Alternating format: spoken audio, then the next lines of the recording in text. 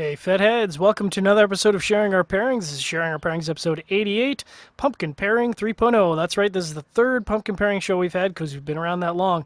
I'm your host, John the Cigar Surgeon. We are broadcast live around the world, picked up in the Armed Forces Radio Network, and of course, to every podcast device out there in the world. Sharing Our Pairings is brought to you by Gurkha Cigars, makers of the finest cigars in the world. If you haven't tried a Gurkha today, I don't know how you haven't. Go down, talk to your local B&M. They'll hook you up, no problem. I am joined, as always, by my co-host, Robbie Rass. Rob, what's going on, brother?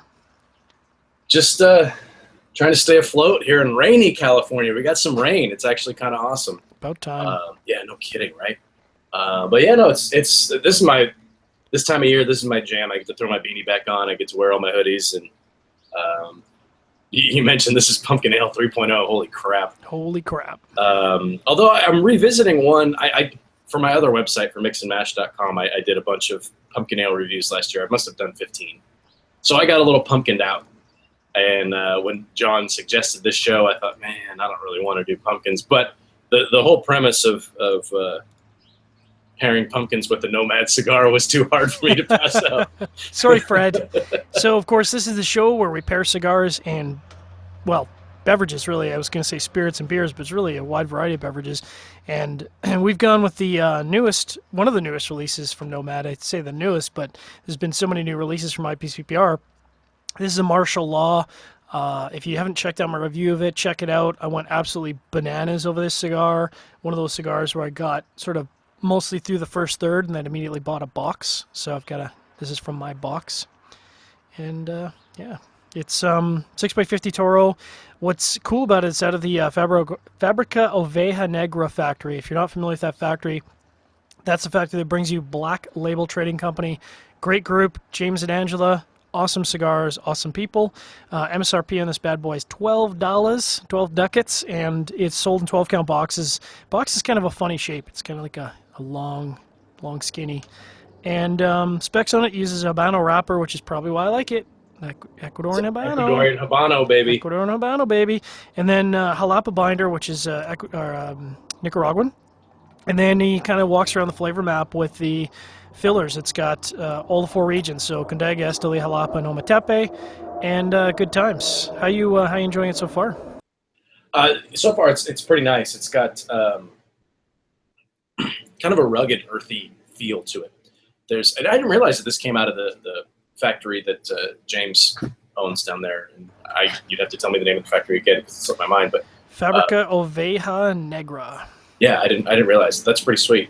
One thing that I said, and you and I were, prepping for the show when I took this out of the cellophane. The wrapper on this thing is velvety as all get out, man. Oh yeah. Like it is a really, really beautiful. It doesn't really translate when you look, but it's got a nice little sheen to it, so it's a little bit oily, but it's got a real nice feel to it. That kind of molted leather look, like an old bomber jacket. That's what I always think of. Real nice, kind of rugged, earthy profile. Nice black pepper spice on the retrohale. Some richness in there as well. Not a lot of sweetness, but I don't think that's really the point here. It's a little bit outside of the realm of cigars, that I normally gravitate towards, but it's definitely bringing a lot in the flavor department. What I liked about this cigar is that it does start out one direction in the flavor map and then takes not a sharp left-hand turn, but a left-hand turn in the middle third and then continues to evolve all the way to the end. And I don't like to smoke overly complex cigars all the time, but I certainly love overly complex cigars. And this is a fantastically complex cigar. Like what it starts out with is not where you're going to end up with in the middle third. So I kind of tried to start a little bit before the show so that I could get into the middle third by the time we get to some of our middle beer pairings here tonight and maybe showcase a little bit more of the flavors. Other than that, like you said, and I think that's an apt description. It starts out with like a really rugged spice. Like it's kind of a dirty, rugged spice, and I like it. Yeah, it's dirty and rugged and all that giggity, but it's earthy, it's manly, it's kind of, I don't know. It's definitely it's not a sissy cigar. How about that? I don't know what a sissy cigar is. Yeah, I don't know, but you got to have your big boy panties on for this one. Yeah, that's what I'm saying. Can you even say sissy anymore? I mean, probably not. I'm sure I offended somebody. It's probably not okay. Yeah, I probably offended somebody, but who cares? I'm moving on. But and I have a feeling that it's going to go well with my first beer because I cheated. and I've been been sipping on this here a little bit. Cheater pumpkin eater. Whoa. Whoa. Yeah. There you go. That worked. That kind of worked. Some of these later beers, I went a little bit off the reservation with one of them. I think you did too, so it worked out pretty well. I'm excited. I've only had one of these beers before, so yeah, pretty cool. I'm excited to check these out. I'm flying completely blind tonight. All three beers are beers I've never tried before. Two of the three I've had examples from the brewery. The middle beer is a new brewery to me, and makes sense because they only opened a couple of years ago. So no doubt it's new to me. But let's kick it off because I've already been cheating like you. I kind of feel like a beer today. So first up, and props to their bottle design. This is Steamworks Brewery. It doesn't get any more pumpkin than that. It's kind of got for our listeners, it's got a pumpkin with like a bunch of guns coming out the one eye and then a steam thing out of his head. And then there's like a flying evil pumpkin in the background with steam coming out of there. And there's all this kind of, not cyberpunk, but like steampunk. Like steampunk kind of feel to it. It's very cool. It's got like a rocket ship there.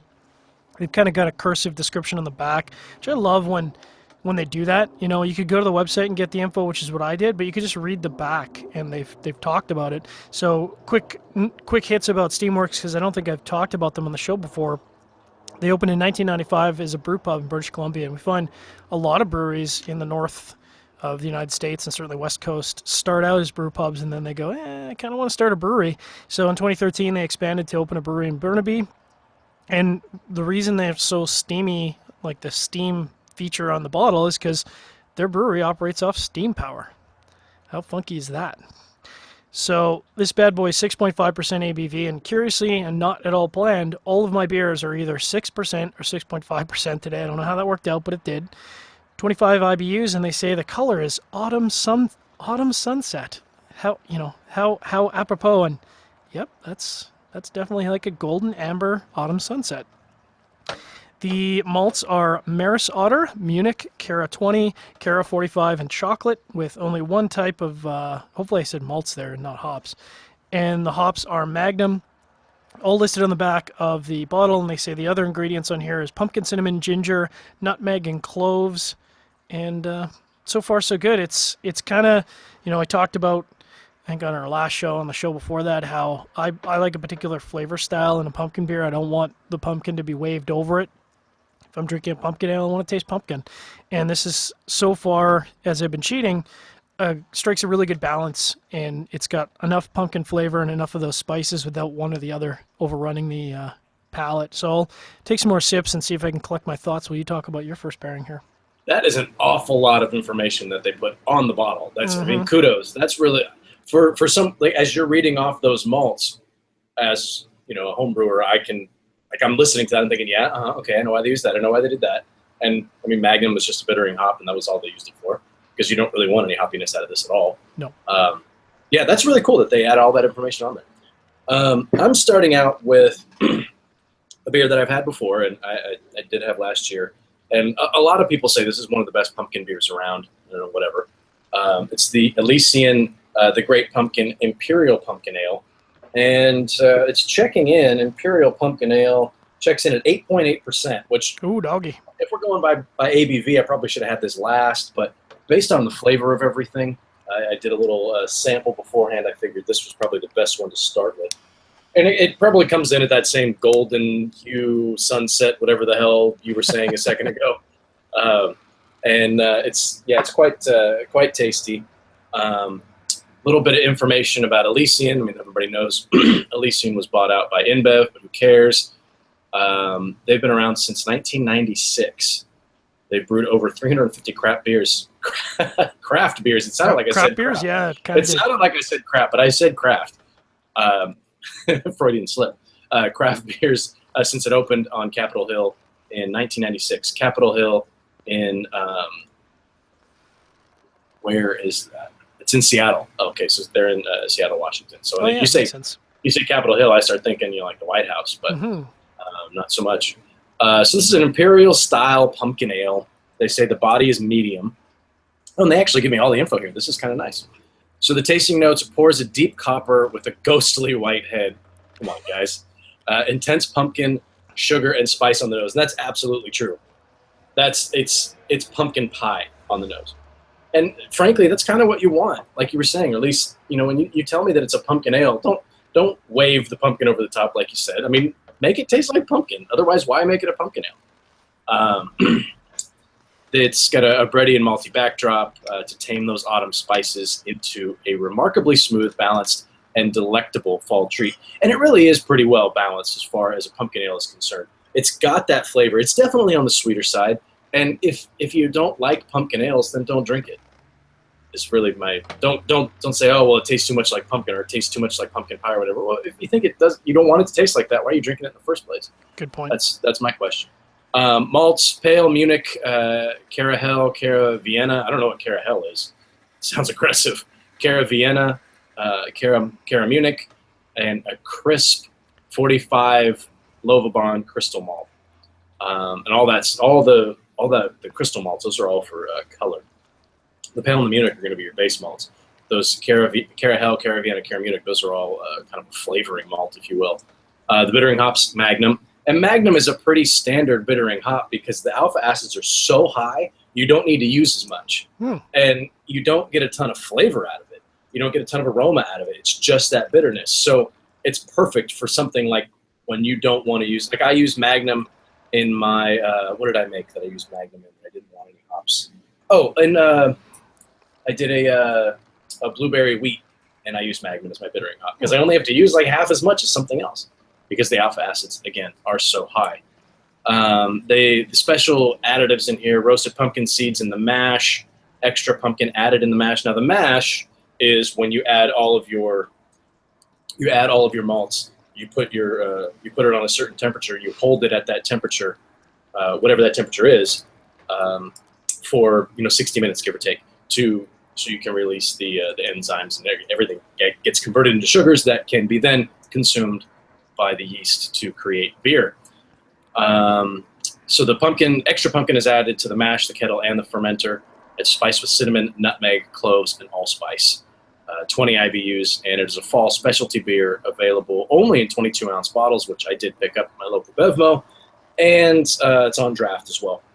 The pairing so far is actually really good. Fred, you're going to hate it, man. I know, Fred, you're going to be so pissed. But no, the pairing is actually really good because everything that this Nomad Martial Law brings to the table, like we were talking about, that kind of aggressive earthiness and with some spice and kind of heavier, darker flavors, if you will. The great pumpkin brings in that brighter side, that sweetness, a little bit of, and those baking spices. So it really is a nice.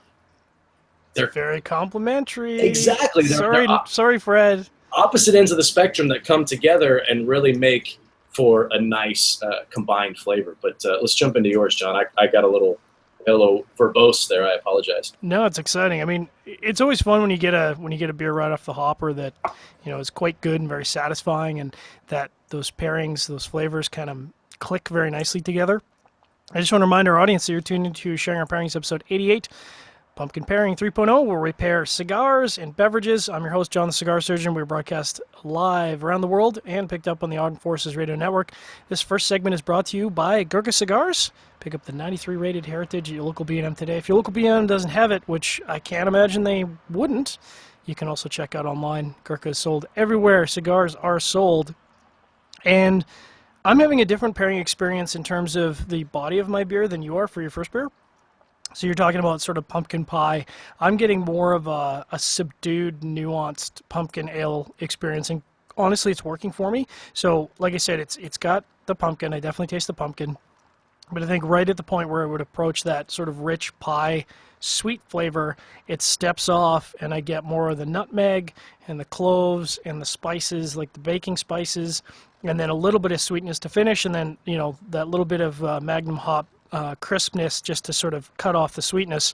And as you say, I think this cigar and this pumpkin ale, they work everything that, like, and I'm just going to echo your words, everything that this cigar isn't, this beer is, and everything this beer isn't, this cigar is. It's just they're complementing each other really well, filling in those gaps.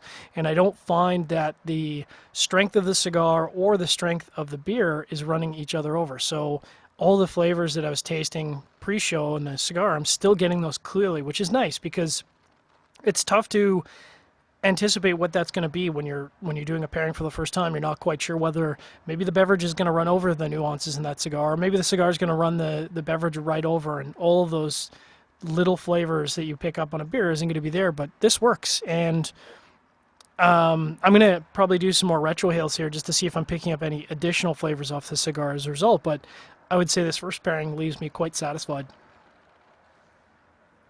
Yeah, we're definitely off to a good start. The body on the cigar has mellowed out a bit. Yep. And like you were saying, it kind of takes that turn. I think I'm just finishing up the first third, if even. I started a little bit later than you did. That bold black pepper is still there. It's a black pepper to me on the retrohale. It's still there.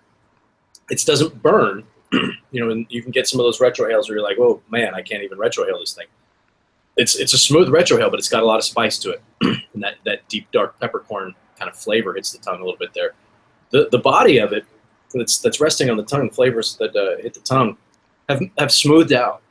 There's still rich, still kind of a woody notes in there. There's, almost a glimmer of leathery kind of notes in there. And I know that's not something you look for in a cigar, so you probably didn't get that. But I get a little bit of that, leaning in that direction. And a little bit of that spice, but when you combine it, I'll be damned with this. Sorry, I had a little bing that just popped up and it threw me off. When you combine it with the this great pumpkin, Law. no, with the great pumpkin from Elysian. Thank you for trying to bail me out there. I appreciate it. The sweetness from this beer, and I don't remember it being this sweet. I remember it being a bit more balanced. This is definitely coming out on the sweet side, and I think it's just it's when in conjunction with the heavier flavors from this beer, the spiciness from it, it really does follow it up like dessert. Like this is the cigar's Thanksgiving dinner, and this is my pumpkin pie at the end. Nice. And one thing that I've just noticed, and I'm using this glass, they call it like a beer can glass, and it's actually got the logo from Mix and Mash is etched on there. I don't know if you can see it from. Is it? I'll have to look up and see the guy who made it for me. He's on Instagram, and he does some really good work. But they call it a beer can glass, and when you take a sip, your nose fits right in there with you. And I've noticed that with this, if I'm taking a sip of the beer and I kind of inhale through my nose at the same time, there's just an avalanche of flavor coming through with aroma and everything that's hitting the palate. It really is. I think I do that all the time. More so with this beer, the aroma on this thing is so pronounced. And with the flavors that are hitting the palate, it really is. It's everything that you're going to want, I think, out of a pumpkin ale without going into like a stout or a porter or something like that. And just to point out on Beer Advocate, it's rated as a 92 and it's got 183 reviews. So people seem to love it. Well, you were mentioning some of the leather on the cigar, and I absolutely picked that up, and I think I wrote about it in the review. What I like about it is that the leather isn't taking the forefront. It's an accent flavor, and if you can have leather or earth in there as an accent flavor, that's fantastic, because really you're propping up some of the initial components that are there without taking over the flavor profile. And I think if it was forefront leather, I would be not a fan. One of the things I'm really liking about this pumpkin ale from Steamworks is that the creaminess, and I can't remember now because it's been a while since we did our last pumpkin show, but I don't remember the last pumpkin ales I had being this creamy, and it's nice because as you kind of roll it around in your tongue, it brings out a little bit more of the nutmeg and the cinnamon and those spices. But again, they're balanced. It's not like you're having a cinnamon roll and your tongue is just completely blown out by cinnamon. It's creamy, it's refreshing, it gets you ready for another puff of this cigar. And again, that's kind of what I want. I want a beer that's going to support my cigar, doesn't take away from it, resets my palate between draws, and so far so good. Sorry, Fred. It's good. You should try it out, brother. So just to get back, the guy who made my glass, you can find him on Instagram. It's Broken Hops Glass Co. All one word. And if you reach out to him, he does custom orders. So and they're relatively cheap. He'll just do one-offs for you, and he does a bunch of different styles of glasses. So definitely worth checking out. Broken Hops Glass Co. At Instagram. I think that's the website as well. Just really cool. I don't know, whatever. No, that's cool. So as I get into, and the cigar for me is, like you said, I think we're actually at the same point on the smoking spectrum for how far we're down. I think I'm just starting to get into the middle third, and it is taking that abrupt turn. I remember this from the review where there is that black pepper. And the black pepper I would describe as like if you have a little bit of cracked black pepper on your Caesar salad. So it's just kind of a supporting flavor, but it's there. You can taste it in your mouth. Doesn't overpower, but it's a great accent flavor. But I'm starting to get to that point in the cigar where I'm getting some nice chocolate notes. Creaminess, chocolate, along with those spices on the retrohale. I mean, yeah, it goes really well. So as much as I want to sit here and just drink this Steamworks Pumpkin Ale all night, we've got 2 other beers to go to, so I feel like I'm going to hop into my second beer here. I was just going to say, do we need to move on? Like, I feel like we need to just Costanza and leave on a high note here. Should have just done a short part-ish, and what were we thinking? Mic drop, and we're done. So many bombers to go through, so little time. So this is another one that's kind of, I think one of the big themes of pumpkin ales, you got to kind of have that cool artwork to draw people's eye. This one definitely has that. It's a little bit on the busy side, but it's kind of got that Halloween font. It's got a little bit of the horror theme to it, where it's an evil pumpkin patch with kind of a spooky tree, and it almost sort of takes you back to maybe the Great Pumpkin Adventure with the font. I don't know, but it's called the. Can I ask a question? Yeah. What is the Great Pumpkin Adventure? Charlie Brown. Oh, it's the Great Pumpkin Charlie Brown. There we go. He brings toys to all the good children. All the good children. And this is kind of what that font reminds me of. It's that Halloween. It's about the time for Charlie Brown. That's what it reminds me of. So this is the Pumpkin Patch. This is from Canuck Empire Brewing Company. And if you want to check out more about them, you can go to CanuckEmpireBrewing.com. Very, very new brewery, and it's a surprising thing because British Columbia has a lot of... you talked about Elysian being around since 1996. The first brewery that I did was, the brew pub was open since 1995, and there's a lot of breweries in British Columbia that have been open for a long, long time. They've got a very established brewing culture. So there's a bit of an explosion in British Columbia for new breweries a couple of years ago, and Canuck Empire Brewing was one of them. So they've opened up in Abbotsford, British Columbia, which is kind of a smaller town. They've been open since 2014. Had to do some research because guys, you need to work on your website. Couldn't, I find with these breweries, they don't want to talk about themselves. They don't want to, they don't want to put themselves out there. I don't know if it's a humbleness thing, but I find it's sometimes really tough to find out like who started your company, when did you start, why did you start, what city are you in? A lot of times they have like 3 paragraphs, and it's like, bro, I just want to know what city you're located in. I don't have to Google it. I'm on your company website. Helpful information. Yeah, so this is a bit lighter than the Steamworks Pumpkin Ale, but I chose this in the order that I did for a good reason. 6% ABV, but up to 30 IBUs, so steps up a little bit. The ingredients, of course, is water. That's kind of a no-brainer. The malts are going to sound very familiar. 2-row Munich 30. Let me try that again. Munich 30, not Munich N30, but Munich 30, aromatic, caramel 60, and wheat. And then, of course, they use pure pumpkin maple syrup, which is kind of interesting. Now, I think why they bumped this up to 30 is they use 2 kinds of hops, Magnum and Pearl, and then, as expected, cinnamon, ginger, nutmeg, and allspice. And it's definitely a spicier beast. I'm glad this is my number 2 beer. It's very much more on the spicy scale than the first one. This, to me, smells more like the Thanksgiving or Christmas baking. It's kind of got all that complex nutmeg and allspice and cloves. And if I smelled this on a pastry, I'd be all over it like a fat kid on a cookie. So I'm going to take some sips and let you talk about your second beverage tonight. All right. So for me, beer number 2, excuse me, I went a little bit off the reservation because this isn't technically, they don't call it a pumpkin ale. This is the Harvest Ale from BarrelHouse Brewing. Now, I've never had anything from BarrelHouse. They just started carrying it at my local BevMo, and they're local. They're from Paso Robles, California, which is it's the Central Coast, like down by where Cal Poly University is. It's where my wife went to school. The Central Coast, Paso Robles, is known more for their wine. really than their beer. But you can really make beer anywhere, right? BarrelHouse, again, first time I've had it. They've was started by co-owners Jason Carvalho, who I feel like I might actually know him. That'd be funny. Now that I know that the name Carvalho. I know a Carvalho. I don't know if it was Jason or not. And Kevin Nickel, yeah, Kevin Nickel. And they were joined by longtime friend Chris Vaughn in 2013 to start BarrelHouse Brewing Company. Blah blah blah. Their portfolio includes a bunch of different beers and blah blah blah. They're in Paso Robles, and they make some sours and all this and that. You can check them out at BarrelHouseBrewing.com. And this Harvest Ale is part of their Forager series, which are their limited seasonal releases. And I mean, everybody's got limited this, limited that, but this Harvest Ale, it's a spiced brown porter, 6.8% ABV. And 22 IBUs, so kind of right in the thick of things. They don't break down, what malts are using or what hops they're using. I imagine they're probably just using Magnum hops like everybody else because it makes sense.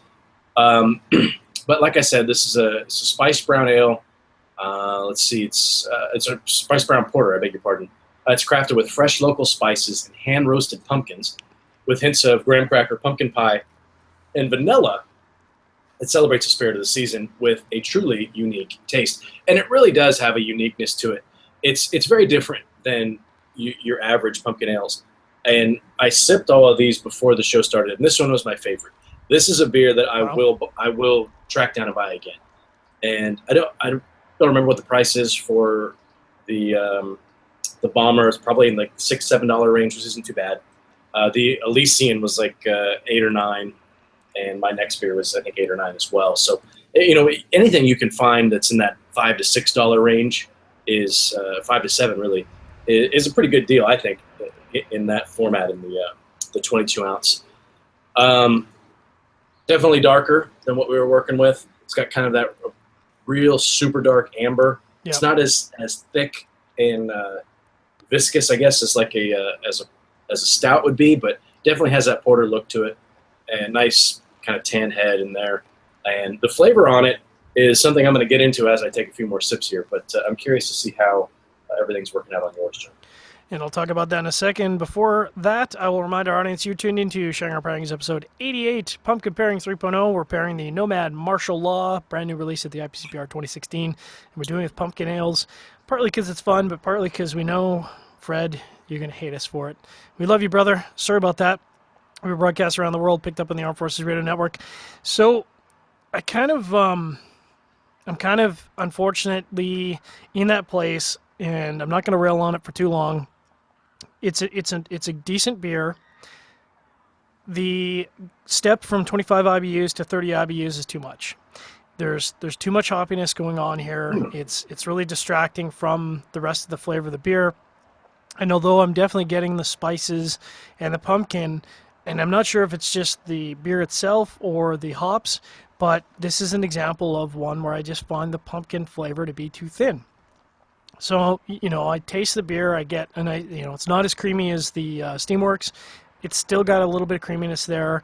I get the pumpkin hint, and then really what I get is a lot of the spices, and then really by the time I'm started processing the spices on my tongue, the bitter hoppiness, and it's pleasant. I mean, if you just called it an ale, I would drink it and I would very much enjoy it. But I'm looking for a pumpkin ale, and for me, I feel like the pumpkin here kind of gets lost in the shuffle. The spices are still there.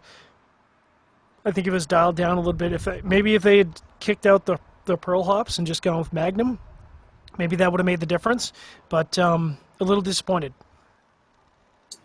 I think. Oddly enough, I feel like our beers are probably pretty similar. Interesting.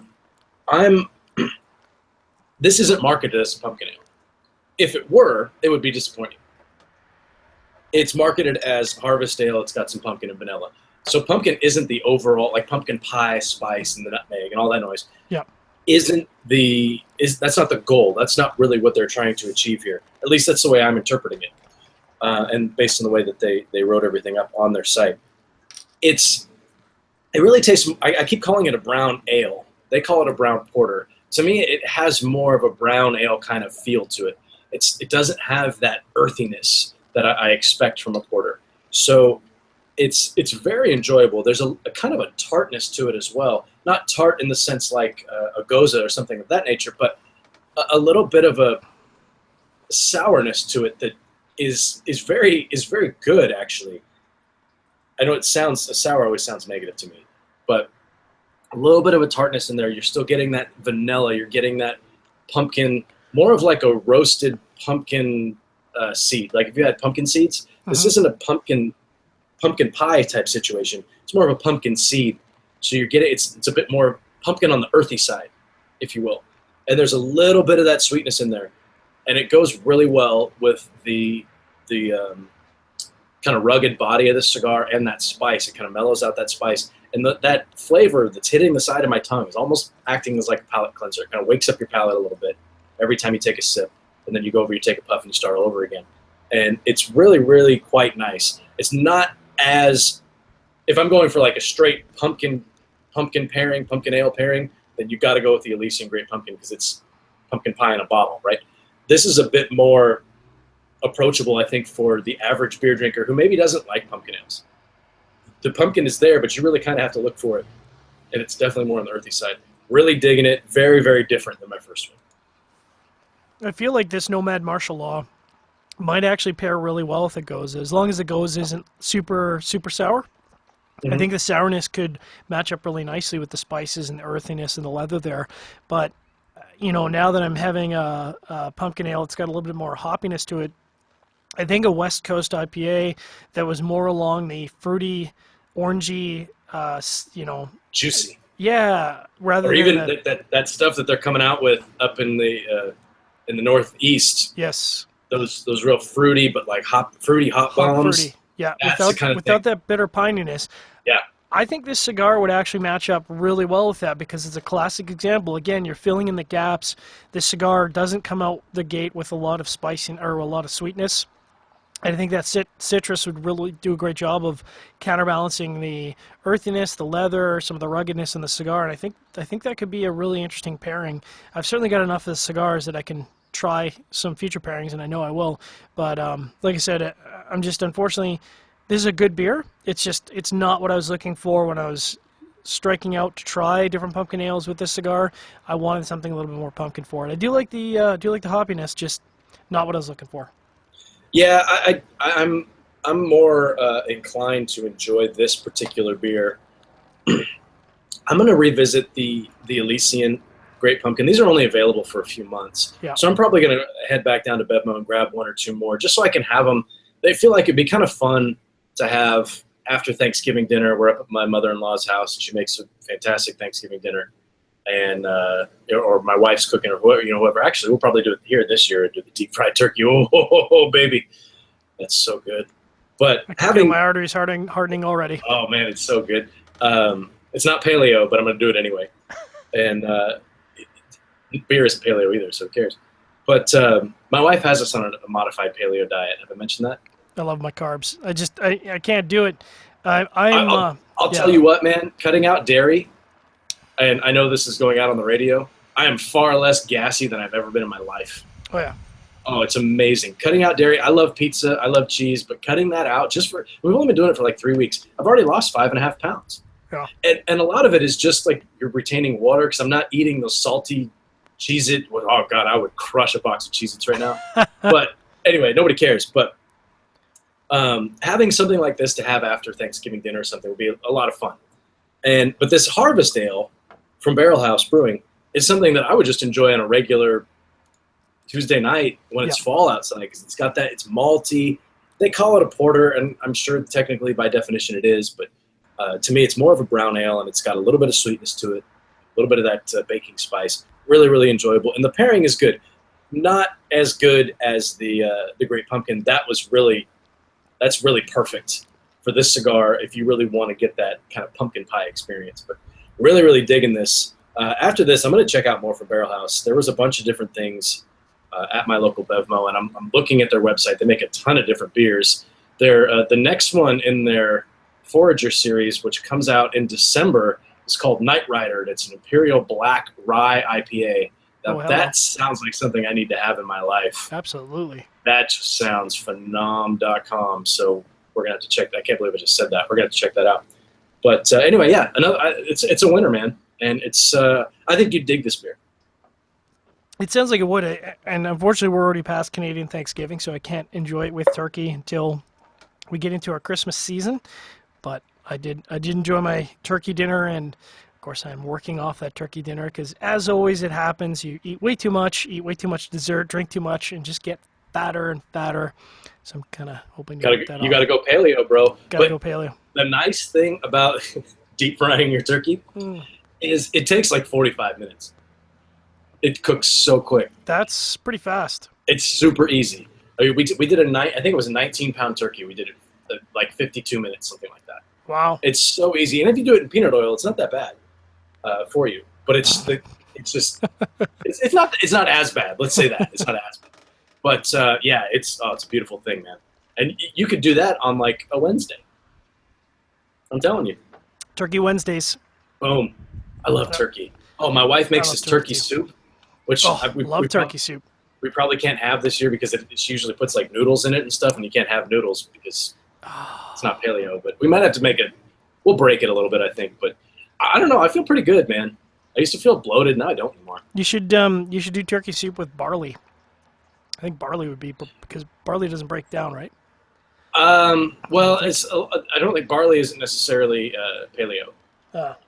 Paleo is very specific. But what my wife did, we made some. Nobody cares about this. We're so far off topic, and we'll move on. But she made some chicken soup with you dice up carrots and celery, and you put that in there in the chicken stock. And she put riced cauliflower in there. Oh yeah. Instead of putting in rice or putting in a noodle, just to give it a little bit more texture. Yep. And dude, riced cauliflower, it replaces some of that other stuff. We actually made cauliflower tortillas. Cauliflower does not get enough love on the food chart. One thing I will say about cauliflower, though, it will stink up your fridge. Oh yeah, it stinks up everything actually. Anyway, moving forward. Moving right along. I'm going to get into my last beer because I kind of want to get back to the fun, and Parallel 49 I'm sure won't let me down. This is the Lost Souls. I mean, nothing says Thanksgiving and Halloween and pumpkin time like the Grim Reaper holding a lantern. It's the Lost Souls Chocolate Pumpkin Porter. Wait a second. Nothing says Thanksgiving like the Lost Souls Grim Reaper. It's Canadian Thanksgiving. So for us, Canadian Thanksgiving heralds the time, and you can see I'm dressed up for it. It heralds the time where snow's right around the corner. We're going to have some turkey, and then the kids are going to get bundled up in their costumes for Halloween. And that's it's a good time. And I talked about it last year. What I like about Canadian Thanksgiving is you get essentially a month and a half worth of turkey sandwiches, turkey soup, whatever. You get sick of turkey, and then you got like almost a full month and a bit to get ready for turkey again and get excited for turkey for Christmas. It's I'm just telling you, Americans out there, you should have your Thanksgiving in October. Just saying. Canadian Thanksgiving sounds much more aggressive than American Thanksgiving. It's very aggressive. I kind of want to get down in a rage on Canadian Thanksgiving. But sorry, I didn't mean to interrupt. Go ahead. No, it's okay. We do like to rage on the food and the beer and whatnot. I'm going to hold this up and talk about, you can see this is definitely a porter. So you're talking about your last one being more of a brown ale, and you can tell right away it's got that thicker viscous porter type, and it's still got a little bit of thinness to it, so it's not a stout, but I mean there's no questioning that this is a porter. It's got that nice creamy head on it. It's got a really dark color that I would expect out of a chocolate porter. Oh, it smells fantastic. It smells like a chocolate pumpkin pie, which I hope it follows up within the taste, or otherwise I'm going to be super disappointed. Quick hits about Parallel 49. The founders grew up in East Vancouver, British Columbia, near the brewery, Anthony, Mike, and Nick, and they decided to open a brewery. First, they opened a restaurant in 2008, and in 2012, they opened a brewery with Michael and Graham. Graham's their brewmaster, and they've been brewing ever since. Quick hits about the beer. It's, like I said, it's porter style. It's an American chocolate porter, 6.5% ABV, only 11 IBUs. So stepped it back up in ABV, stepped way down in IBUs, which actually kind of surprises me a little bit. We've talked about porters a lot on the show. We've done a lot of porter in stout pairings. And it's very rare that I see a porter or stout with the IBUs this low. Normally you see the IBUs kind of almost step up to counterbalance that chocolate. So that'll be interesting to see how that works on the flavor profile. And their little blurb about it, they say the base of this beer is a robust porter that uses a large amount of chocolate malts to achieve a chocolate flavor. I'm excited for that. Pumpkin is used in the mash along with traditional pumpkin pie spicing in the brew kettle. Also a big fan. And they say then they use an English strain of yeast to give this beer a slightly fruity derived flavor. So all of that sounds good, but now I got to taste it. Now I got to see if it follows through. Great description, but it's not going to be there if the flavor isn't there. So Robbie, I know you're excited for your last beer. Yeah, I actually tried to track this beer down all last year when I was doing my pumpkin pie or pumpkin ales across America BS on my other website and got pumpkined out. And my wife, of all people, brought this home one day. She says, I know that you're sick of pumpkin beer, but I thought you might want to try this. And this is from Buffalo Bill's Brewing, and Buffalo Bill's Brewery has been around since 1983. They're one of the first brew pubs in America, according to their website. Wow. And they market their pumpkin ale as the first pumpkin ale in America. I don't know if that's true because pumpkin ale's been around forever. We've talked about that in the past. Pioneers were making pumpkin ale. Pumpkin was a thing before apples were a thing, long time before. Yeah, so maybe that's true, maybe it isn't. I don't know, but it sounds good. And maybe they just trademarked the phrase. Who cares? But this is their black pumpkin, and my bottle is sweating a little bit. I apologize. It's a black pumpkin oatmeal stout, and it is 40 IBUs, which sounds high based on everything that we've done, but it's a stout. So and that's what I was just. I mean, that's literally what I was just saying. I kind of expect the IBUs to go up when you're dealing with a stout or a porter, not down. Yeah, absolutely. So they don't give a ton of info. Switch the camera so you guys can see me while I'm talking. They don't give a ton of info. Buffalo Bills have been around for a while. They make some pretty good beers. They don't give a ton of info about this. They're in Hayward, California. It's a creamy oatmeal stout with rich layers of pumpkin spice and chocolate accents. So I feel like we're going to be kind of on the same pace here. Mm-hmm. Black pumpkin oatmeal stout boasts a smooth roasted malt flavor, subtle sweetness. I disagree there. There's nothing subtle about the sweetness here. And the aroma of pumpkin creme brulee. And it's funny, when you said chocolate pumpkin, I'm thinking that's creme brulee was the first thing that popped into my head. 7.9% ABV. So a little bit higher than I was working with the Harvest Ale, a little bit lower than the Imperial Pumpkin Ale from Elysian, which actually they boast on their bottle here that it is the world's first Imperial Pumpkin Ale. So good for them. But this ships, and this is available. It looks like it's available in like 12 packs and 22-ounce bombers, which is what I've got. It's available. It ships from July to October. I don't know who's drinking this in July, but whatever. On let's see, Beer Advocate, they rated it as an 87, but it only has 20 reviews, so it's not quite. It's funny. They rated it as an 87, but then I'm looking at these reviews: 4.5, 4.15 out of 5, 4.3 out of 5, 4.1 out of 5, 4.1, 4. Lots of 4s out of 5s, which sounds pretty damn good to me. It's a stout, definitely darker, definitely thicker, a little bit more viscous. It's got the kind of that creamy taupe-colored head. They say taupe is very soothing. The nose on it, super sweet. And it's creme brulee, vanilla, sweet cream, and some of those mild baking spices. Not a lot of like a sugared cinnamon. Mm. Not much nutmeg and allspice, that kind of thing, but just very, very sweet. And a little bit of definitely a sweet cream. You know, a sweet cream has that almost a sourness to it, like a mild sourness. Yep. That's exactly how this smells. It smells like ice cream. And when it hits the palate, it kind of tastes that way. But I want to jump in and hear about yours before I start talking about mine. So I think we're having a very similar experience. This, it's almost pumpkin in name only. But what I mean by that is, it's not a chocolate porter, but it's not a pumpkin ale, and it's not really what I would think of as a pumpkin porter. It's kind of this interesting hybrid of the two. So normally when I think porters, when I take a sip, I'm immediately going to get that rich toasted malt, a little bit of chocolate, a little bit of espresso every time. This isn't like that at all. Instead of the toasted malt and the sort of espresso, I get that almost I don't want to say milk chocolate because milk chocolate, you think of milk chocolate, you think of really sweet chocolate, and it's kind of like if you mixed half and half milk chocolate and dark chocolate. So you get a lot more of the chocolate notes than you do any of the sweetness, so it's balanced. And then after that, I get, where I'd normally get the espresso, that's where I get a little bit of the pumpkin and a little bit of the spices. Now, I almost feel like they could have dialed the allspice and spices on this up a little bit, because it would have been an interesting finish to have maybe a cinnamon finish to it. So the chocolate and malty character of this is kind of a little strong for the spices that are in here, but it's really good. Is it a great pairing for what I was looking for tonight? Maybe not, but this is a beer that, I'm sure it's seasonal, but this is a beer that I could sit down if I'm looking for a porter and I'm not looking for that espresso quality. This is it. This is kind of what I'm after. I mean, it's not too sweet. It's not too, yeah. It's just right for a pumpkin porter.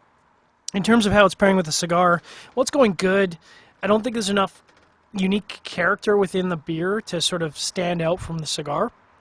Whereas with the Steamworks Pumpkin Ale, we talked about the first beer, and you had the Elysian Great Pumpkin.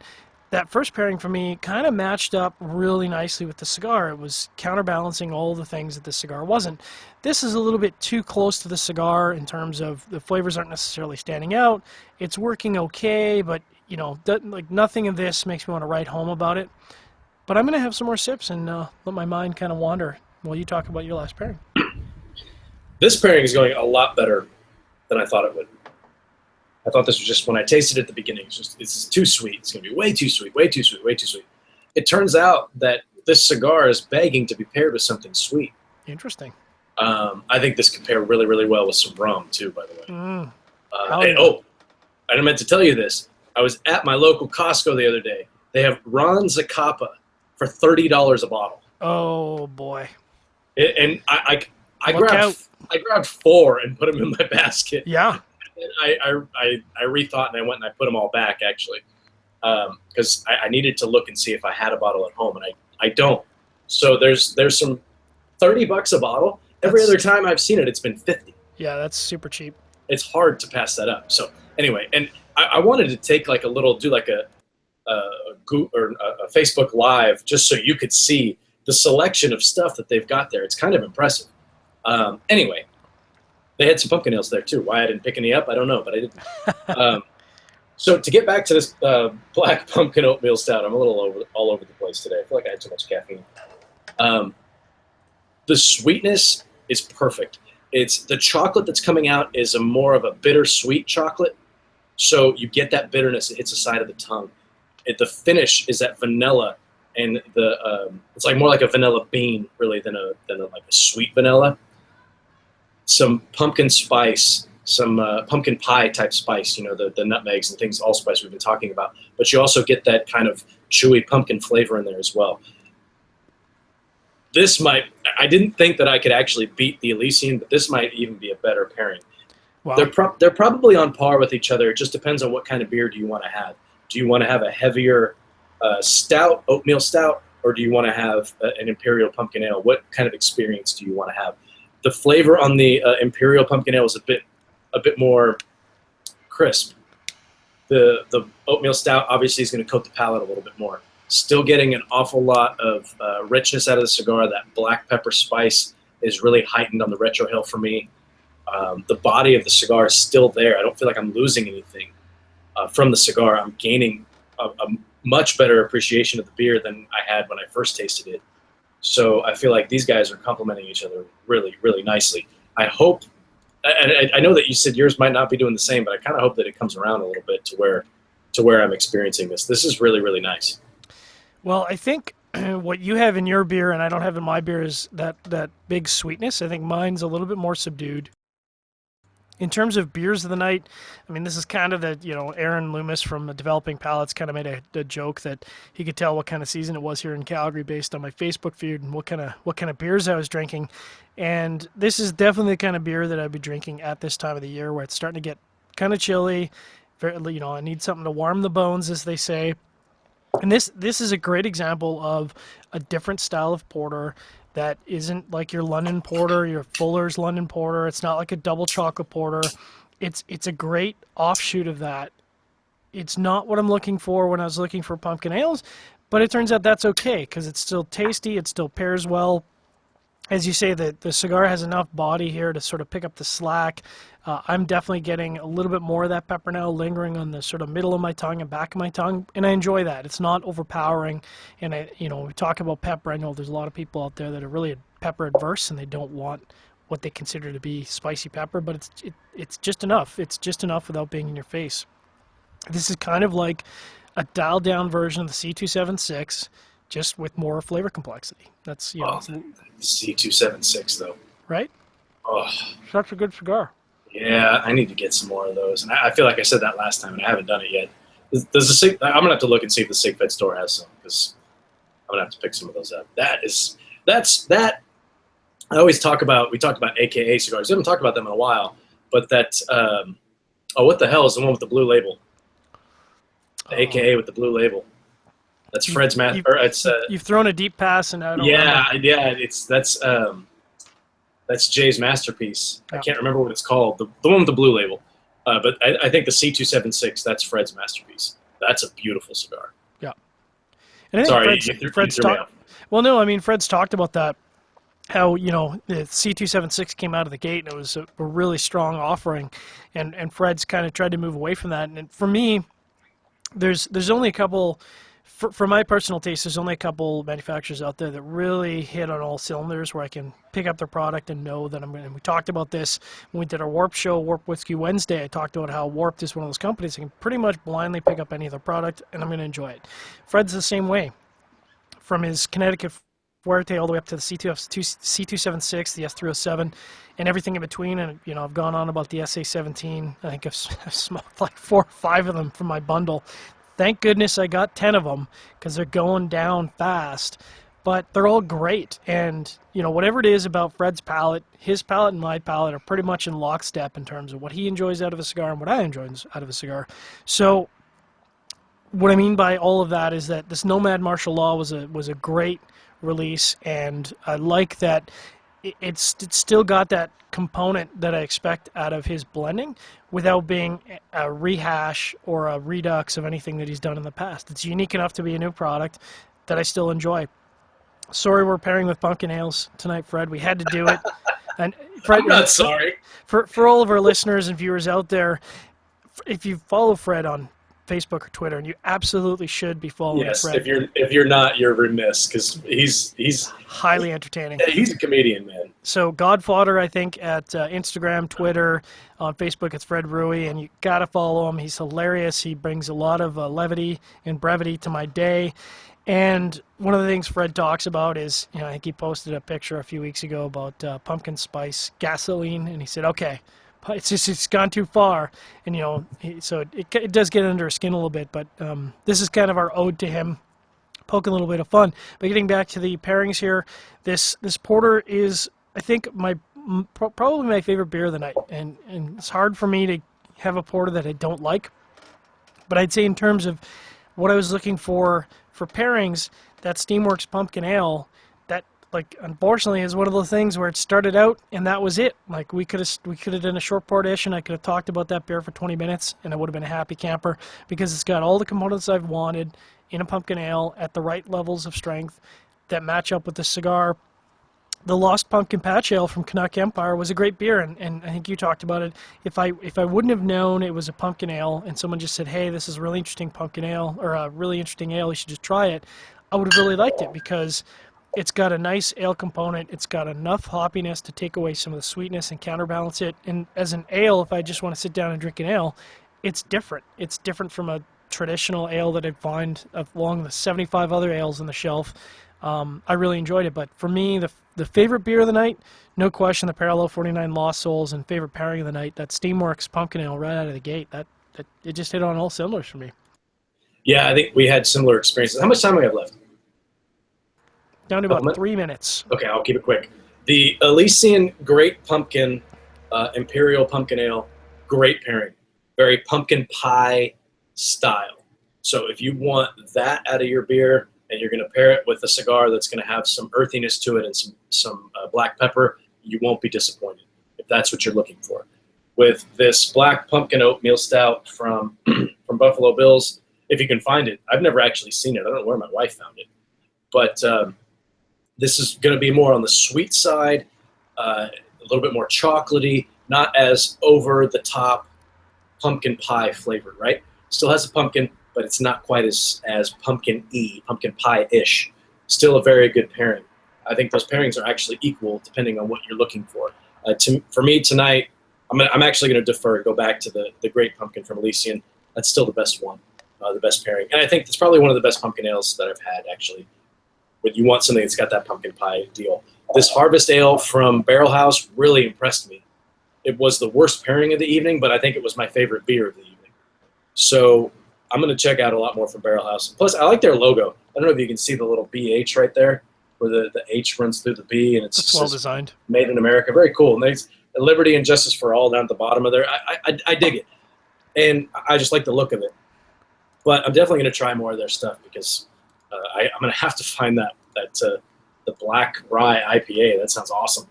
But not the best pairing of the night, but I think my favorite beer of the night probably because it was the least amount of pumpkin. So that's one thing that Fred and I agree on. And as far as Fred is concerned, my favorite thing that he posted was the pumpkin pie spiced tampons. Oh, yeah. That's the one. That's just, that's when you know it's gone too far. Or just far enough, depending on who you ask. Yeah. Hey now. Okay, hey now. Moving on. So just a reminder to audience that this is a pre-record session. We had to both on assignment this week, so as it sometimes works out, we have to do a pre-record. Thanks everyone who tuned in live, so to speak. We'll be back tomorrow night with an interesting show. As it works out, it'll be a Black Label Trading Company in the Blackworks Studios, so that's perfect timing, really, to talk about this particular cigar, which comes out of their factory. And they've certainly been doing a lot more collaboration products, which is cool because they don't have a large factory. You know, they're talk about boutique. They're the boutiques of the boutique. They've done a lot of projects for Cigar Federation, and it's really cool to see a lot of other manufacturers work with them. So the timing of this show really couldn't come better, and I really didn't do that on purpose. It just kind of worked out that way. Rob's in charge of planning Cigar Chat, and I'm in charge of planning Sharing Our Pairings. It just worked out. And it'll be an interesting double header night because right after the Cigar Chat show, One Embargo is taking a 180-degree turn, and they'll be talking about Casa Fernandez, which is not at all to do with Habanos. So the One Embargo show, yeah, so it'll be Yellow Snapper and Big Tuna. They're going to be taking a step back from Cuba, heading to Nicaragua, sitting down with Casa Fernandez. So that'll be an interesting show. You want to check that out. So stick around after Cigar Chat. But as we were saying, Sharing Our Pairings, make sure to drink better, but drink less. Nothing like getting day drunk. Yeah, it's for the record. It's pre-record. This is Friday for in the world of Robbie Raz. It's 2:46 p.m. and it's work, so it's okay. Yep. But normally I wouldn't be drinking like this in the afternoon. One thing you were talking about Black Label, and they're going to be on Cigar Chat here pretty soon. That Black Label Bishop's Blend has been blowing up. I've heard it's amazing. It's got some really, really, really high reviews from Half Wheel and from Coop and from all over the place. I mean, when everybody takes notice of Half Wheel, right? I think Charlie gave it like a 93. Yeah, 93 or 94, something like that. That's 115 adjusted, isn't it? Yeah, I mean, God bless them. They've put themselves in that position to where everybody pays attention to their reviews. They're doing something right. And when they don't throw out scores like that often, so... Certainly not to boutiques, that's for sure. Yeah, I haven't smoked that cigar, and frankly, when I saw that, I thought, wow, maybe I should buy some. And I checked the SigFed store, and they're sold out. So there you go. But some cool stuff coming out of all the color projects are coming out of Logan's color projects. The Green Go, which I thought that was probably my favorite turn of phrase for the names. Green Go, it's just Green Go, white guy, what the hell. But I thought that was pretty good. But that'll be a fun show. And man, I'm pumpkined out. Yeah, I hear you. When it comes to pumpkin, I like my pumpkin pie. I like pumpkin pie ice cream, which I can't have anymore because it's not paleo. Have you ever had that? I've not had that. That sounds fantastic. Oh, dude, you gotta have pumpkin Like pie vanilla ice. bean ice cream with little bits of pumpkin pie in it. That sounds Oh, great. phenomenal! There's one that's down here, and I feel like I don't know if it's Dryers or what brand it is. And Dryers is Edie's on the East Coast. It's Dryers on the West Coast, and it's it's an orangish color, obviously. Yeah. It's got a pumpkin pie flavor to it, but it's got little chunks of like pie crust in it. Oh, fucking forget about. Oh, we're in the after dark, right? Yeah, fucking forget about it. Woo! Woo! That is thebomb.com. It is, yeah, quite good. But I'm impressed with this BarrelHouse, man, and I'm glad that I spotted it because I noticed every time you go into a cigar, if you're a cigar smoker, you go into your local shop. When they have something new, no matter what it is, you notice it. Yeah. Right? You notice that it could be down on the bottom shelf in the back left corner of the humidor, and you could walk up and say, "Hey, what's this? Whatever the hell it's called." I mean, it could be anything. But I just got an email. Drew Estate, sponsor of the show, has announced H-Town Lancero, son. Yeah, the Herrera Esteli H-Town Lancero. Well, my wallet just got a little bit lighter because, I mean, Willie makes anything, I'll buy it. True enough. But this BarrelHouse is new, and they just started carrying it. And for the record, we just started getting Elysian down here as well. But I've had most of the Elysian stuff. And they have the Elysian Punkachino. It's a pumpkin coffee brown ale or something like that. Ooh. Don't ever drink it. No? Not ooh? I took 3 sips and then I was done. Ooh, wow. Well, you know what? I'm not going to say don't ever drink it. That's not fair. For me, it was way too sweet. It was way too I know sweet. you're not a fan of the overly sweet beers at all. I do like a dessert beer every now and again. For me, it's got to be a stout. It's got to be like a milk stout with some chocolate or that high water Brewing campfire stout that's got the s'mores type flavor. Ooh, which they just released a barrel aged version. Daddy is pumped for that. I gotta go find that for real. But the Punkachino, they had it there, and I almost bought it because I was looking for stuff. I mean, spoilers. I bought these today. I bought a couple of these today, and I wanted to make sure that they were cold because it was like an hour before the show, and they had the Punkachino in the fridge. I just couldn't do it. I could not bring myself to do it because it was just way, way, way, way, way too sweet. It sounds really good, and that was the one that I really wanted to try last year. It was just too much, too sweet on my end. Taking it back to Black Label Trading Company for a second, I don't know if you've had a chance to try their Killer Bees, which I ended up buying a couple different formats of it, and I can't remember the names. One was the Killer Bee, and I want to say the other one was like the Wasp, but I can't remember the name off the top of my head. But those have been really good. I've smoked a pile of those already. And it just so happened that when I ordered them, the Bishop's Blend was not yet out. So I'm going to be down in Nicaragua on assignment again, and this is going to be in pretty much, 3 weeks, 4 weeks after this show airs. So who knows? I'll be in Esteli. It's a short walk over to Black Label's factory there. Just say, roll me up some, son. Just roll them up. Hook me up with that Bishop Blend. I heard that's the business. So I heard that's the heater, dog. James is the kind of guy who'd be like, oh, yeah, no problem. So that'll be good times. Dude, James is awesome. The only times I've really interacted with James, because for whatever reason, when we've had him on Cigar Chat, I haven't been there. So it's always been Logan or you've been on there. Yeah, that's right. The only times I've ever really had a chance to interact with James are at IPCPR, and he is such a chill dude. He's got a sweet beard, or at least he did last time I saw him. And I think their cigars are really good. I haven't really explored their expanded stuff, the Killer Bees and the Bishop's Blend and their newer stuff. They good. But just the OG stuff they came out with, those first 5 or 6 blends, were all pretty damn good. The Last Rites, so fucking good. I remember really enjoying the 2 that had white labels. Yeah, I think that was Redemption and Last Rites. Yeah, that might actually be it. I remember really enjoying those cigars, and but I definitely have to check out and that's the power of reviews, man. I have to check out that Bishop's Blend now because everybody's loving on it, and you can't even. I went to the SigFed store, and you got to figure they're making cigars for Logan. So all the color projects come out of that factory. So if anybody's going to have them, the SigFed store would have them, and they're sold out. So there you go.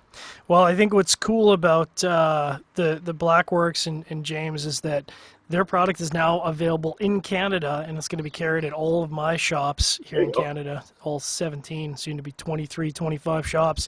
And it's one of those things where it's an easy sell. When people say at the store, they say, well, why should I carry this product to the store? And it's like, well, let me give you the 45-minute pitch, and here's one to smoke because they're outstanding. And it's one of those great products I'm happy to have at our stores in Canada. I love them boutiques, son. So check this out. I just pulled up the SigFed store, right? And you go to the Black Label Trading Company page, and there are 10 offerings here. And the first 6 are sold out. The Deliverance Nocturne, the Deliverance, they have a new Vitola sampler, which I'm kind of bummed I missed out on that. The Morphine. Oh, this doesn't even have like the Killer Bees and all that stuff in here. Yeah, I think those sold out in the first couple days as well, actually. Yeah, so there's some in here that aren't even listed. Down. But you could go back and I think it's the Royalty and the Benediction are the two. The Benediction is the one that I really enjoyed. That cigar. And I really like that Royalty. Yeah, so those are the two with the only two that I think they have that have white labels on them. So they're easier to distinguish because I think everything else Black Label has black labels on it. Makes sense. And the Bishop's Blend has a red label. I think the Killer Bees have green, but some really cool stuff coming out of there. If you haven't checked them out, it might be one of those companies that maybe some of our listeners might have never even heard of it. So if you haven't, definitely check them out. They're definitely worth the spin. So we're going to do our quick NFL tally. Unfortunately, we can't give you the Week 6 results. All I can give you is the Thursday night game, which, boy, did that go south in a hurry. I mean, the Broncos just pissed me off. Picked the Broncos, and then they just shit the bed all downfield, all across the field. They just got beat up all day long by the Chargers. It wasn't even close. It's like the Chiefs last year. Remember, we both kept picking the Chiefs, and then when we stopped picking them, they started winning. Yeah. So the Broncos are doing exactly the opposite of whatever we tell them. So if you're a Broncos fan and you want them to win, we do accept bribes. Absolutely. And we will pick against them every week if you like. Just email Rob at Cigar Federation or John at Cigar Federation. We take e-transfers. Yeah, absolutely. Mm-hmm. I don't deal with Bitcoin though. That's a little too weird for me. It's weird. Just give me a straight up ducats. Electronic ducats are just cash. Perfectly fine. Yeah. PayPal. Yeah. It works. So I'll quickly whip through the Week 7 games. Starting it with a Thursday night game, I'm not really sure what to make of this game. It's a good choice for Thursday night game because divisional classic rivalry matchup. It's the Bears facing off against the Packers at home. We always talk about the home team advantage, and those are actually two teams that have really strong home field advantages. So I think if there's a verse of Packers are on the road facing the Bears, I'd be inclined to pick the Bears. But Packers at home, man. I'm gonna go with the Packers on that one. I'm going to go with the Pack Attack and my former intern from when I was working at UC Berkeley in the athletic department, Aaron Rodgers. Those are my picks. I'm taking the Pack Attack. The crap game of the week, easily the super crap game of the week, and based on the time, I'm assuming this is a London game because it's 9:30 Eastern in the morning. So if the game didn't suck enough, sorry for London, you're going to get a crappy game. The New York Giants facing off against the Rams. The Rams are designated the home team. That's just a terrible matchup. Terrible. You know what? I'm going to take the Giants. Well, just to make it interesting, I'm going to take the Rams because I don't care. So there you go. Boom. Now, one of the interesting games of the week, you got high-flying offense against maybe a high-flying defense. Saints on the road, first up Sunday morning against the Kansas City Chiefs. Chiefs at home. Kind of interesting matchup. That, to me, feels like the kind of game that the Chiefs would win. Yeah. I feel like their home field advantage, which you talk about strong home field advantages in the NFL, that just seems like one of those places you never want to go play at Arrowhead. And I feel like their defense strong enough to maybe negate a good offense. And I don't know how good the Saints offense really is. It's not like a greatest show on turf type offense like they used to be. I mean, that was the Rams, but they used to be just all over the place. Jimmy Graham down the field, blah, blah, blah. But now it's not quite the same. I think you got to go with Kansas City on that one. Yeah. The next up game, which might end up being the hardest pick of the week, it's the Indianapolis Colts on the road facing the Titans at home. Titans have kind of managed to make a showing of themselves, and I feel like, defensively they might be the team to throw an upset in the mix, but I'm not quite sure what to make of that one. It's the Colts, you said, at the Titans? Titans are at home, yeah. Yeah, I'll go Titans there. I feel like I'm going to have to go Titans as well because I'm not really sure where to pick. I'm going to default to the home team. Now, the no-brainer pick of the week, the Minnesota Vikings on the road against the Philadelphia Eagles. As of Week 6, just before the Week 6 game, I think the Vikings are 5-0. They're really, some people have listed them as the number one team in the league right now. And that's not a game I can see the Eagles winning, so I'm going to go Vikings on the road. Yeah, that's tough. Two teams that started out hot, right? And I mean, we're projecting into the future, so we don't know what's going to happen in the next. Because we're going into Week 5, and we're talking about Week 7 picks. Yeah. So yeah, we don't really know exactly what's going to happen. Assuming all stays the way it is, and we're talking about the Vikings with a backup running back and a backup quarterback. Yeah. So no excuses to the rest of the NFL. I don't want to hear about so and so is hurt. So what? So what? I mean, the freaking Patriots called me up to see if I could play quarterback for them 1 week. There was a scheduling conflict, so I couldn't do it. But that's fair. Yeah, I know I was committed somewhere else. Bill, call me. I'm just saying, I'll be your running man. Just call me. Call me.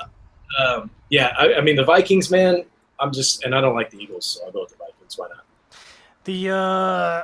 So normally this would be a crap game of the week as well. The Browns on the road against the Bengals, but talk about divisional matchups.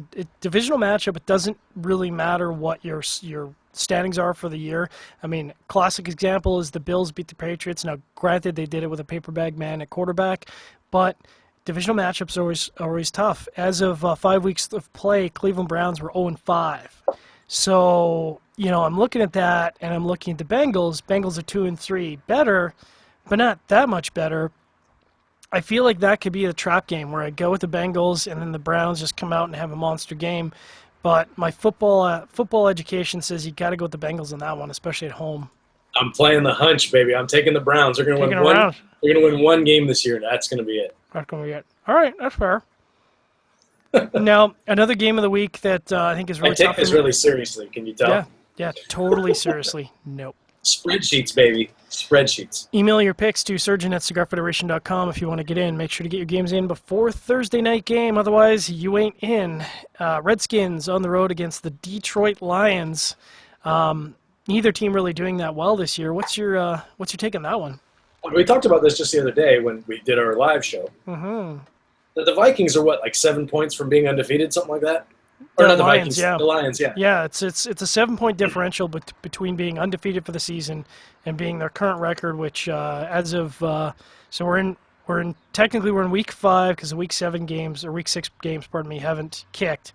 So they're 2-3, but they could be 5-0 by a 7-point differential. So that means they're very, very close. They're if you look at their points for, they've actually got more points for. They're tied for the Vikings as most points for. The problem is they've given up 125 points against, and that's why they are where they are. I mean, you can look at that in two different ways. One, hey, man, these guys should be undefeated. They're much better than their record shows. Boom, I'm going to pick them. Or you could look at it and say, hey, these guys don't know how to win. Yeah. Depending on numbers can say whatever you want them to say, right? So with all that being said, I'm going to take the Lions. I'm also going to take the Lions, and I'm basing that on the fact that as of week 5, the Redskins have 115 points for and 122 points against, so they're not really in a better boat. It's kind of an even toss-up, and for me, that says go for the home team. In the no-brainer pick of the week, the Raiders, who is everyone's sweetheart this year, I don't know how that happened, how the Raiders became everyone's sweetheart. They're on the road against the Jacksonville Jaguars. Yeah, that's a no-brainer, dude. The Raiders. Which, the Raiders. I'm a 49er fan, so that pains me to say. It should. Not as much as like it would say, hey, I'm rooting for the Dodgers to win the World Series, because fuck the Dodgers. I'm rooting for the fucking Toronto Blue Jays to win the World Series. Hell yeah, Toronto Blue Jays, woo! No, I'm telling you, the entire world is going to be pissed when Toronto Blue Jays win the fucking World Series. Suck it, son. Seriously. But you know, and I was looking at some of the highlights of the Blue Jays play throughout the postseason here, and I gotta say, man, that's a classic example of where your regular season play might have not been that great, but damn if they aren't hitting on all cylinders in the postseason. Like every game, they've got 2 or 3 highlights of like, holy shit, your outfield is playing balls to the wall, and I mean that's what you need to do if you want to win the playoffs. That's what you got to do. And you've got your hot hitters hitting 500-foot home runs. That doesn't hurt, as it turns out. It doesn't hurt. I would really love to see the Blue Jays and the Cubs in the World Series. I'm taking the over. I don't bet on sports, but I'd take the over in every freaking game, even with the Cubs pitching. Because nice. the Cubs they barely squeaked past my Giants because they weren't hitting. And if their pitchers weren't hitting, it would be a different story. We'd still be playing. But they can pitch all facets of the game, starting pitching and relief pitching. They are nails. That's a hell of a team that they put together. But that would be a fun World Series. Fuck the Dodgers and Cleveland. The baseball fan in me wants to see Cleveland and the Cubs play for the championship because classic matchup. Yeah. They haven't. I mean, the Cleveland hasn't won since the last time they were in it was I know they lost to the Giants in 1954 and. They've been since with the Manny Ramirez days, but they haven't won in forever, and the Cubs haven't won in like 108 years or whatever. So something's got to give in that series. But I would I'm pulling for Toronto, baby. But anyway, what the hell game was it that we were talking about? I think we were talking about the Oakland Raiders versus the Jacksonville Jaguars. The Raiders, Raider Nation. We're both taking the Raiders. Let's move on. Yeah, no question.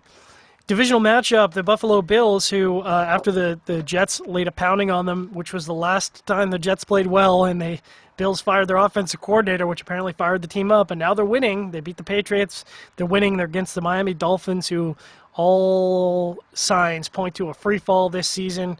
Your Tannehill boys supposed to be every year like, oh, this is the year the Dolphins take the division. No, you suck. And I don't care whether the Bills are at home or on the road. The Dolphins are going to get beat up. I know it's a divisional matchup, but Bills are going to win that game. Yeah, just give the ball to Shady and go from there. But the reason the Bills have gotten better is because they fired their old offensive coordinator, like you mentioned. I can't remember his name, but he before he took over as the Bills offensive coordinator, he was the 49ers offensive coordinator. And that's why they're better, because they cut all ties with San Francisco football. That's smart. So, yes, we're both taking the Bills. Next up, a game that definitely is going to make me break out the bottle of scotch. So this is one of those. This is my Jets, and the worst years for the Jets. And if you look back statistically, you can see the worst years for the Jets are the years where they place, because they don't face the Ravens and the Steelers all the time. Usually, it's one or the other. In the years that the Jets face both, they just get blown out, like just absolutely blown out. And the Jets already got beat up bad by the Steelers. They always get beat up by the Ravens. I don't think there's I think their record against the Ravens, they've got like 2 wins in like 10 years. So I don't care that the Jets are at home. And I don't really care who's playing in the Ravens, whether they're healthy or not. The Ravens are gonna beat the Jets. It's like I'm settled in for a year of sucking. Who's the Jets quarterback? Is it still Fitzmagic? It is Fitzmagic. At least it was in Week 5. Our coach seems to want to ride that Fitzmagic right into the ground. He has no intention of sitting him, regardless of whether he throws 9 picks in a game or not. So it's going to be the Fitzmagic show all the way to the to the draft. All the way to the first pick. Mm-hmm. Do they have anybody backing him up besides Geno Smith? Yeah, and I forget the name of the. They drafted a kid this year, maybe. They drafted a kid last year, and he has some spotlight of brilliance. But I think the analysis that I read was that potentially what could happen is if you start him and he gets hot, because his contract is up next year. So if you start him and he gets hot, all you're doing is really building up his value, and you're not going to have him by the end of the season anyway. So there's no value to the team starting him now, because the team's in free fall. The likelihood of us winning any amount of games at this point to matter is not there. And why would you prop up the value of a quarterback who you're potentially going to have to compete for bids on at the end of the season anyways? So it's kind of a shitty situation for him as a quarterback. It doesn't sound like they want to win football games. I'm looking at the Jets roster here, and as quarterbacks, I can see Ryan Fitzpatrick. We got 4 quarterbacks, by the way. Ryan Fitzpatrick, and then you've got age 21 Christian Hackenberg, frankly, no offense, Christian, but you don't sound like a winner. And then you got Bryce Petty, who sounds like he should be driving NASCAR. Bryce Petty is the guy that has the most promise, and frankly, I think at the end of the season, he's going to go to a team and do well. Won't be the Jets. Hey, come to San Francisco, buddy. I'll take it. We need somebody. You need somebody. So yeah, I'm taking the other team. It was the Jets and who? The Ravens. But I'm taking the Ravens, even though I don't like them. The Buccaneers are on the road against your 49ers. With Cap starting this week, we have no idea how he's performed. We already talked about in deep analysis how this is Cap's Super Bowl in Week 6. So really, without knowing how he did in Week 6, it's tough to predict how he's going to do in Week 7. It might not even be Cap playing. It might be Cap playing. Under center. Man, it's like every quarterback drafted in that year, whatever year that was. It's like 2013, I think. It's every quarterback from that draft. Yeah. We already got rid of Blaine Gabbert. Well, he's still there, but whatever. They were all taken in that same draft. Yeah. I'm sure there was a good quarterback taken then, but I don't know who it was. Anyway, I've come around. I support Cap. I think he's got potential to be a good quarterback. I like the fact that he spoke up for what he believes in, and everybody who hates him doesn't understand America. Mm-hmm. And I saw this a cartoon. Watch out, we're getting political. We are. Watch out. I saw this cartoon where it was from like the New Yorker or something like that, where it was Trump up there where he says America is not great, and then the crowd in front of him is like, yeah, yay, woohoo, and then Cap is at the microphone. He says America is not great, and everybody says boo. Mm-hmm. What does that tell you about our country? Yep. As far as I'm going to go with it, I'm just saying. I'm just saying. We don't need to. We don't get political here on sharing our pairings. And we don't. I've had enough beers in the afternoon to tell you guys what I really think. Mm-hmm. But I hope that Cap steps up and can revitalize his career. And I feel like the haters. Yeah, silence the haters. I love silencing haters. That's the best thing. And if the 49ers have a chance of winning anytime soon, it's with Cap at quarterback. So yeah, I'll take Cap. I'll take the 49ers. All right, split game. The Chargers, who just came off a big victory against the Broncos, but they're facing the Falcons at home, arguably the most high-flying offense in the league. I don't think the Chargers have a chance here. I think the Falcons are just going to dominate them. I think Chargers winning at home against the Broncos because they kind of had to, and those teams play pretty good football. I just don't see them beating the Falcons in this one. Yeah, it seems like Matt Ryan has kind of turned the corner. And you talk about NFL quarterbacks, it takes forever to – back in the day when we were kids, like Troy Aikman sucked his first 2 years. Terrible. Peyton Manning sucked his first year and a half. But they got a chance to play and to figure it out. Nowadays, it's like if you don't win in week one, you're not – what have you done for me lately type situation. So Matt Ryan's been given an opportunity. He's been up and down through his career. And I feel like the same you could say about Andy Dalton.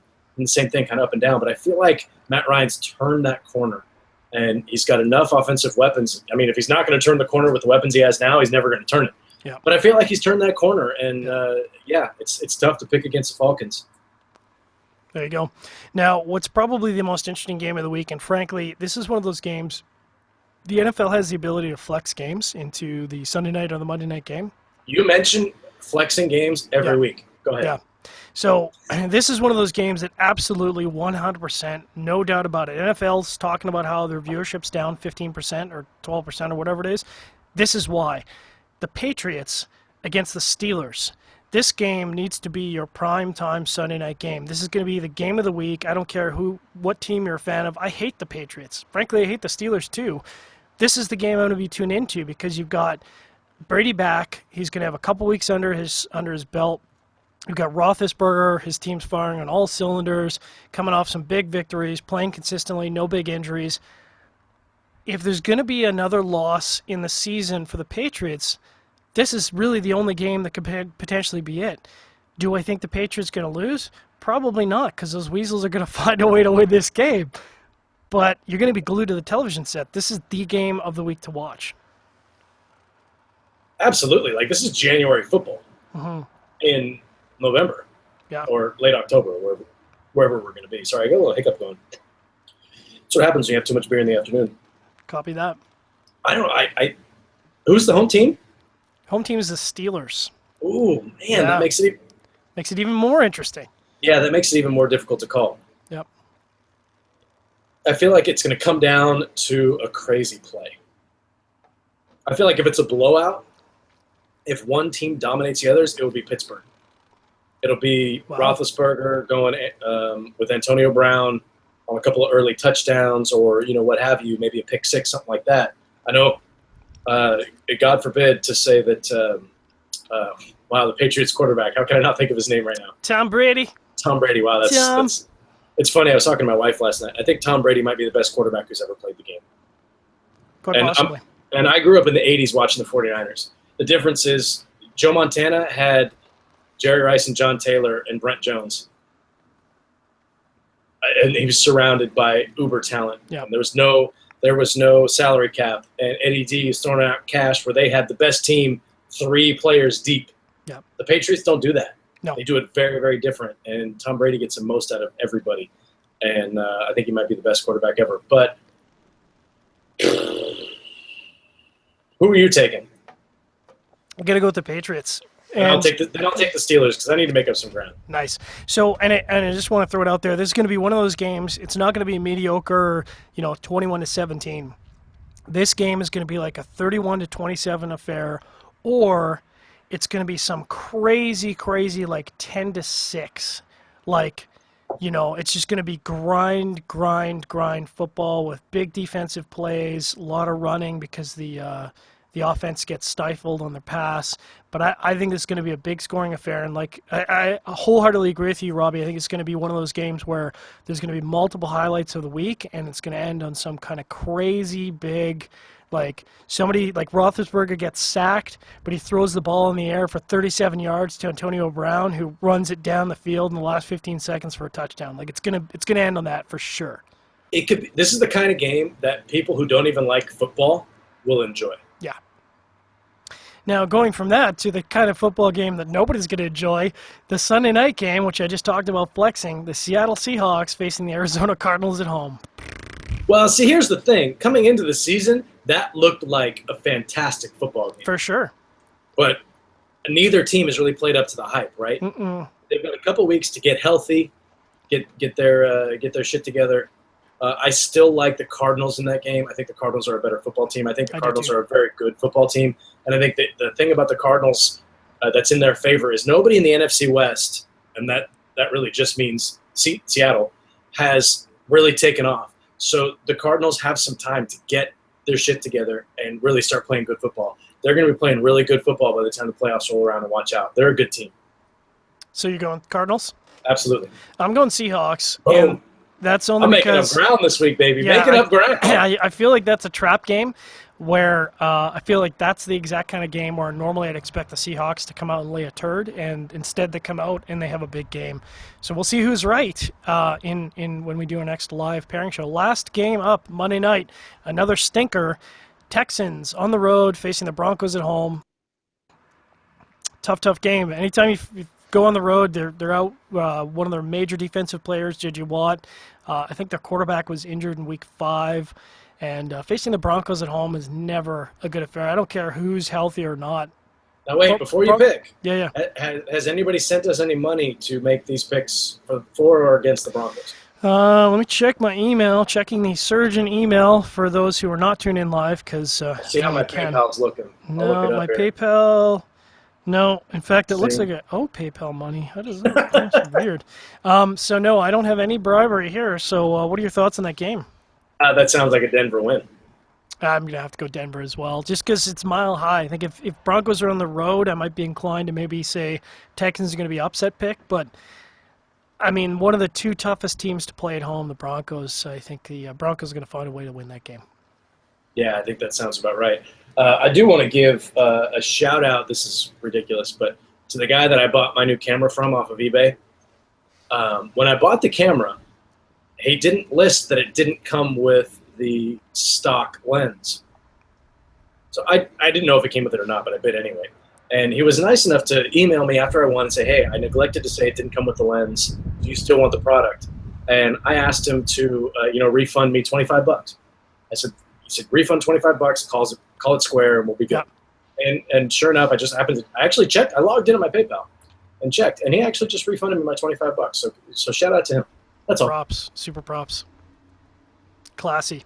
All right, well, we'll be back next week, which I'll have to look at my calendar because it's a pre-record. This is a pre-recording and airing on October 19th, so we'll be back for a pre-record show on October 26th. We'll have a lot of football to talk about. I'm sure we're going to have a lot of baseball to talk about by that point. We're going to be live on the 26th, right? We're going to be live on the 26th. Boom.